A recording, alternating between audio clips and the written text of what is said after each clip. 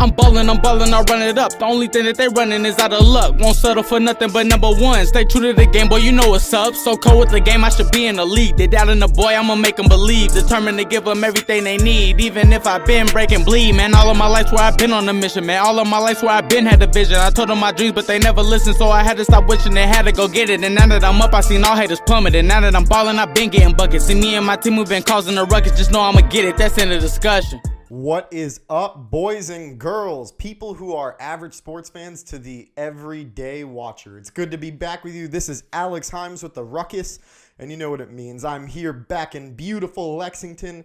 Well, I would say beautiful, but the sun isn't out today. Hopefully it is tomorrow when you're hearing this. But ladies and gentlemen, let's get back to it and cause this ruckus. And you know what we got to do first? We got to talk about Sunday football, baby. Yes, it is back, people.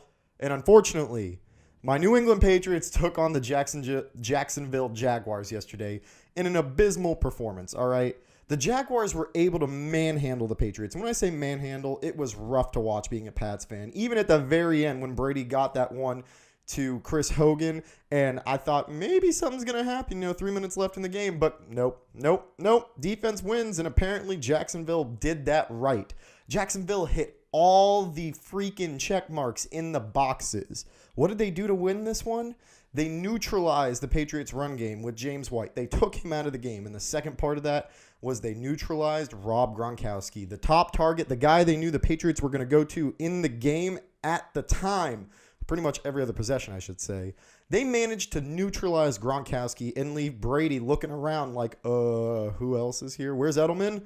Where's Amendola? Where's Brandon Cooks? Well, it didn't really work out for my Patriots. And I'd like to take a moment just to note that Blake Bortles had a phenomenal game. Probably the best game I've seen him play with the eye test, of course, in my entire time watching football. And realistically, they won against the Patriots in Jacksonville, which they haven't done in 9 or 10 meetings. The Patriots were able to get those until Jacksonville came out yesterday and showed them up. And man, there were a couple takeaways I want to get into before we go into the big part of this. And that is, 1, Stephon Gilmore looked slow. All right, on 2 specific possessions, Stephon Gilmore looked like he was a step behind everyone, kind of like those videos of Richard Sherman looking like he was slow a couple weeks back. Gilmore looked slow and slower than normal on the touchdown against Moncrief in particular, and later on the almost catch at the very end of the game with the tight end, I forget the name, right off course, but Blake Bortles was about to have an easy first down going downfield towards the last couple minutes of the game when Gilmore got lucky that the guy dropped the ball and it went practically right through his hands. I mean, it could just be this 1 week, which we should always take in consideration. It's a week-by-week game. That's what happens. One off week isn't going to offset what the Patriots are doing or the Super Bowl appearance that we all assume they have. But what does this mean to me? Come on, people. It's the inevitable meaning. It's the meaning that the Patriots have to add options offensively until Edelman gets back. And, of course, we're not even going to talk about the defense, all right? We're not even going to talk about that because that needs to fix itself on its own. And the Patriots managed to get their defense together as the season goes on, right? But what does this signal to me? Brady does need those weapons. And right here, right now, I am proud to announce, right now, during the show, I'm able to give you the announcement that one of the weapons I was going to mention is now a New England Patriot. Welcome to Patriots Nation, Josh Gordon. The Flash is now donning the New England colors, man. Ooh, baby. I am happy as can be right now. Brady now finally has a second weapon to go with Gronk. And once Edelman comes back, Chris Hogan will get to play a lot better because they won't be targeting him as much and we'll have to cover the other guys. And now Josh Gordon is about to make Brady look like he has another 5-6 years ahead of him. That's right, Max Kellerman. Take into account that fall comment that you keep on slipping in every now and then. You try to subtly give to us. Ain't happening now. Josh Gordon is now a New England Patriot, which gets me to my second point in topic. Since I don't even have to talk about Josh Gordon getting traded there, of course I will mention that Gordon was just traded for, it looks like, a 5th-round pick to New England, which I'm okay with. I think that's a good steal, especially because he's a high-upside player. And with Tom Brady, he's going to look like that Randy Moss year where they went undefeated, unfortunately. Thank you to the New York Giants. But my second option that I want to bring up, Dez Bryant is still on the free agent market, and the Patriots are in need of another receiver.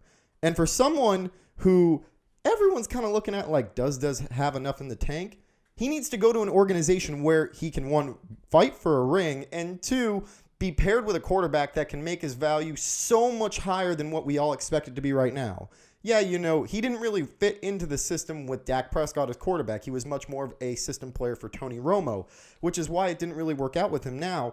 But pairing him with Tom Brady and Josh Gordon, Julian Edelman, Chris Hogan, and Rob Gronkowski, are you kidding me, people? Look at me. Are you kidding? Oh, Des Bryant in a New England uniform now sounds more likely, especially that Josh Gordon is there. And the Patriots would definitely secure themselves a Super Bowl appearance. And that's just me talking out loud because I definitely believe it, people. So come on. Tell me what you think on that one, because I definitely think that Josh Gordon is going to help the Patriots go to that Super Bowl. Check marked on the appearance. Now, let's move to another funnier topic in the NFL, which made me a little bit happy yesterday. Well, it didn't make me happy so much as it was so surprising that I couldn't help but laugh the entire time. So during yesterday's Bills game, at halftime, the Bills went into the tunnel 28-6. And by that, I mean they were down 28-6. At the time, Vontae Davis, their cornerback, decided at halftime it was over. Time to call it quits. I'm hanging it up. I am done. Teammates even were asked questions after the game saying, we had no idea what was going on. We didn't know about this. And just as much info that you have, we have that same information. We weren't given anything. Well, Vontae has decided after 10 years to hang it up, which I'd like to say for a moment, people can criticize the guy for quitting in the middle of a football game, and sure, when they were down 28-6. But when you know it's time and that you're done and your body can't do it anymore, what better time to call it quits than during the game? I mean, come on, people. If you know that you can't give it your all out there and can't even live up to the expectations given to you in that moment, why put yourself and subject yourself to that when you can have a guy who's younger, who's ready and hungry, come up, get elevated, and take in your spot for you and try and shore up what the Bills were doing? I mean, the Bills did lose. I think it was 31-20 at the end of the game. So clearly they were able to kind of shore up something by the end of it. But I do want to say congratulations for Vontae on a wonderful career. Thank you for all the memes and everything that you've led to since retiring yesterday. And yes, people, he has released a statement on this. It is online, available for you guys to go read. It was a long, lengthy post just explaining what went down, what was going through his mind, why he made the decision, and ultimately thanking the organizations, the fans, and the NFL as a whole for giving him that opportunity. And to you, I take my metaphorical hat off because clearly I'm not wearing one. Now, I want to get to one other thing before we go into the big new segment that we're doing right now. So I have to take a moment and actually admit that I was wrong about something. So for those of you who have followed what I'm doing, I have another show called Don't At Me with Michael and myself. Michael is my co-show host who is a big Kansas City Chiefs fan.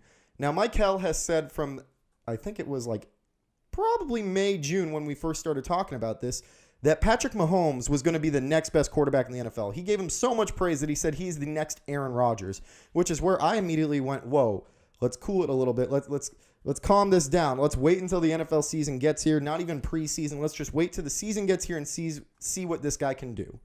Well, since then, I'm on record for saying that Mahomes was overrated and that I wouldn't be expecting too much from him right now. Well, in a... I can't say it better than this. I was wrong. I eat my words. Michael, you were 100% right. In the first 2 games of this guy's career as a starter for the Chiefs, he's dropped 10 touchdowns, 4 and then 6 coming yesterday.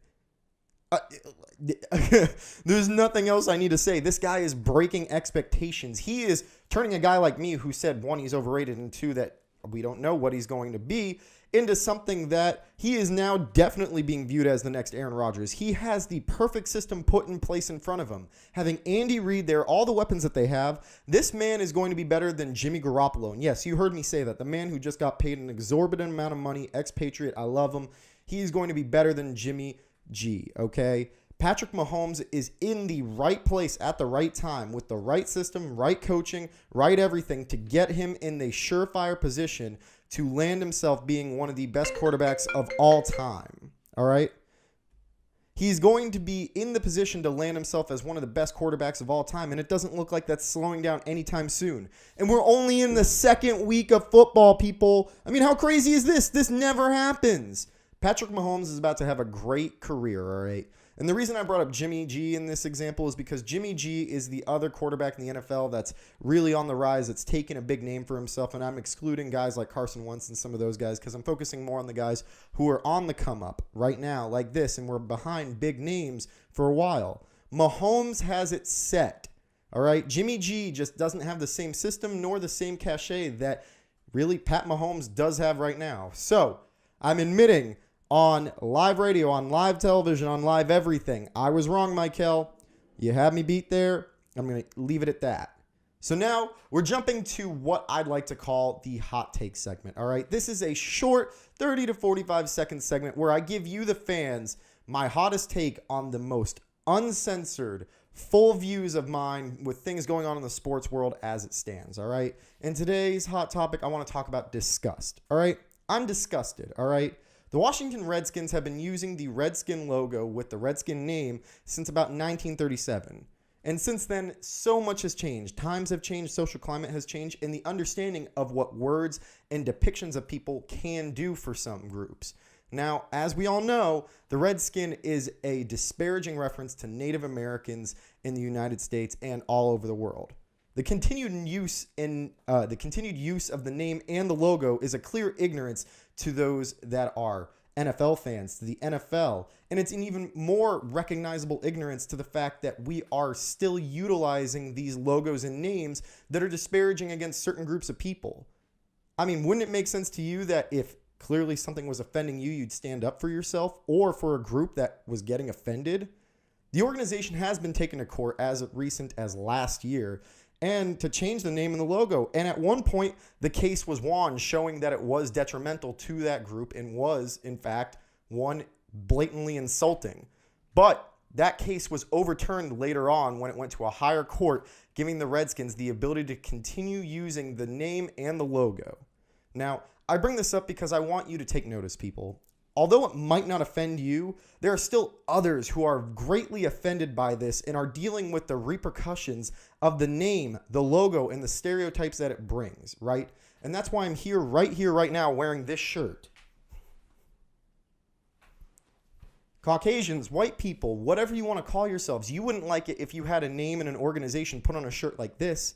So why do you think another group of people would like it done to themselves? And that's all I have to say about that. Now let's move over to the NBA, baby. The countdown to the season is approaching. I am stoked. I'm excited. I'm heated because there's so many storylines and so many things going on right now. I can't even contain myself. So let's start out with the Timberwolves, the Timber Pups, the Timber Bulls, if you really want to call it like that.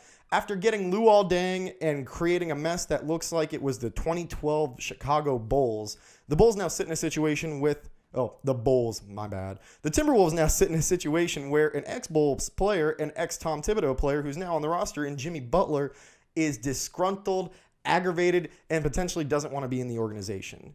The Bulls are now trying to convince Jimmy Butler to stay in Minnesota after many a time where Jimmy has displayed his disdain for what's going on. We've heard rumors in the news a while back about how Jimmy wasn't liking the work ethic of some of the young guys like Wiggins and Towns. And we've also heard that there have been issues with Tom Thibodeau himself. And now reports are stemming that Thibodeau is in the middle of the situation between the players, being the young Timberwolves, and Jimmy himself. Now they're in a situation where we just traded for this guy last year. We gave up a good amount to get him. Now we have the potential to lose him this coming offseason. We can't do that. We can't let him walk away for nothing. So they're now facing a situation where they have to expedite these talks, try and convince him to stay for a large sum of money, which they can offer him more than any other team, or they got to pull the Kawhi Leonard move, where if they can't get something going, they trade him before they can have him walk away. They're not going to let him walk away for nothing, people. Minnesota is sitting in a weird situation, all right? I love Tom Thibodeau. He was the Celtics defensive coach when they won in 2008 and stayed for many a time.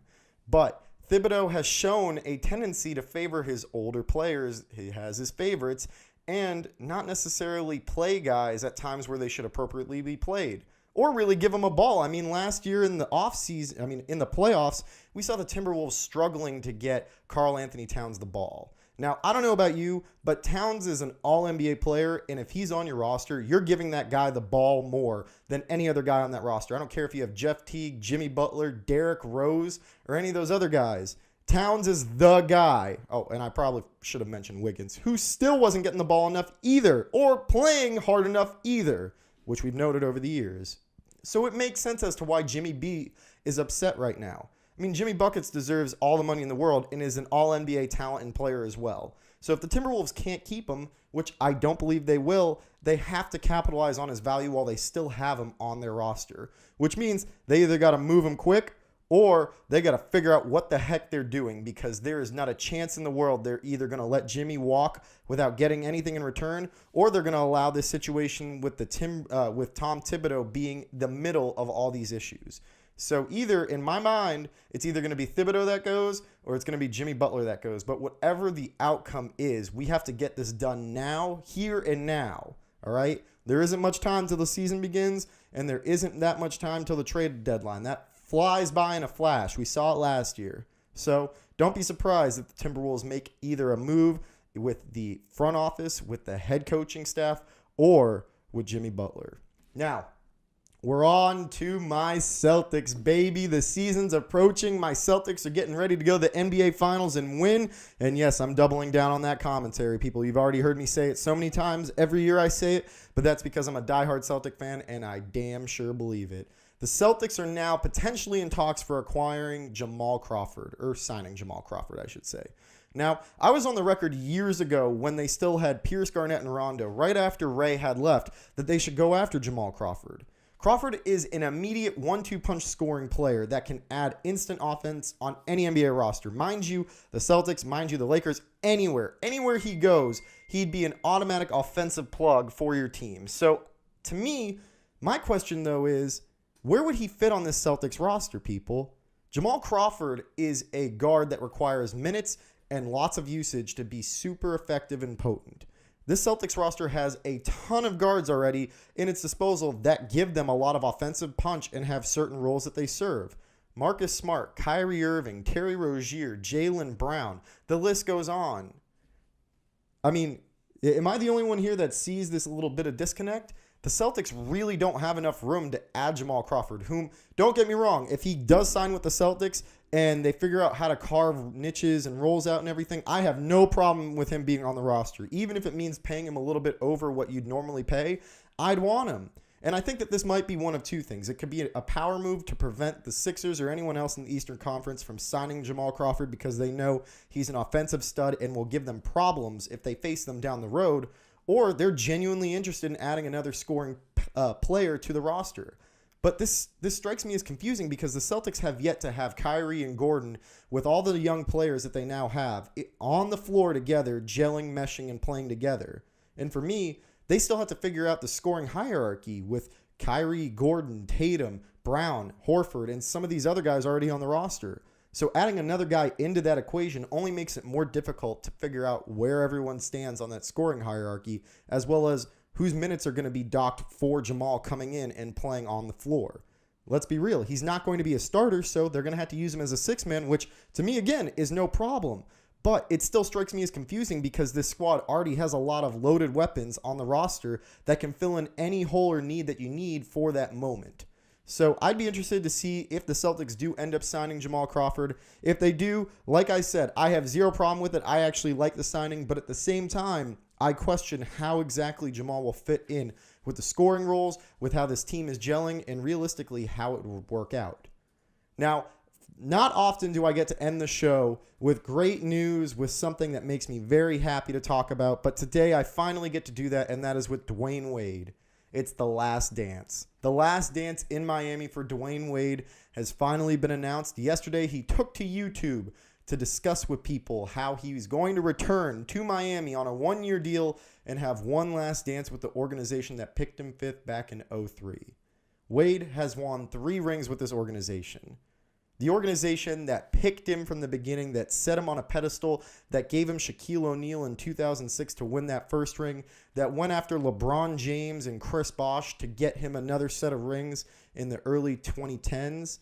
I mean, this is the love story that we all get to see. This is something that as a fan, I love seeing. I hated seeing Dwayne Wade in a Chicago uniform, and I got it. You know, you want to go home. You want to be like Mike. You want to be in front of your hometown crowd. Like, I respect that in all ways, shapes, and forms.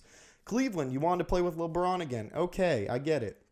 But nothing represents Dwayne Wade as much as seeing the Heat uniform on his chest with the red and the black and the white. I mean, people, it's just a match made in heaven. It makes me very happy knowing that Dwayne Wade will play one more year, in fact, and on the organization that picked him. How often do we get to see this, really? We never get to see this type of thing work out where the superstar that's picked by that team stays for the majority of his career at least and then returns to stay with them one more year and say farewell donning their uniform. To me, this last dance is a match made in heaven, and I couldn't be happier for Dwayne. I couldn't be happier for his family, and I couldn't be happier for Heat Nation. So, with that, everyone, this was today's show. The Ruckus has finally come to an end. Don't forget to check out Alexander Himes on YouTube, where you can catch the full shows of The Ruckus. Alexander Himes on Facebook, where you can catch clips and updates as to what I'm doing, where it's going, and what's going on. And at Himes World, Hymes World, on Instagram for the clips and everything that's going on in my day-to-day life. And people, have a great week. And to those who are suffering right now in the path of the hurricanes, I wish you nothing but the best. I am sending very good thoughts and vibes your way, and my prayers are with you and your families. Hopefully this comes to an end soon and that there is aid on the way for you. And now that I'm up, I seen all haters plummeted. Now that I'm balling, I've been getting buckets. See, me and my team, we've been causing a ruckus. Just know I'ma get it. That's in the discussion.